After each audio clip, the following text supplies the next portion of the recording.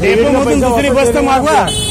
बस येत नाही sir, phone number येतो बोला, बस एक्स्ट्रा वो पैसा वापस नहीं करेंगे। खाली बस आने वाली है।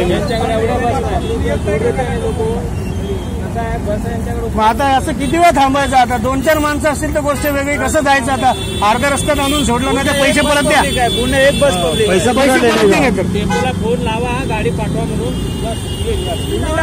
तुम्ही लावा ना फोन, आम्ही लावून काय करणार आहे? तुम्ही लावा ना फोन, आमचे पैसे परत द्या, नाही तर तिकिटाचे पैसे परत द्या। प्रायव्हेट गाडी होत्या, बस मध्ये आधी का बसून देणार आहे?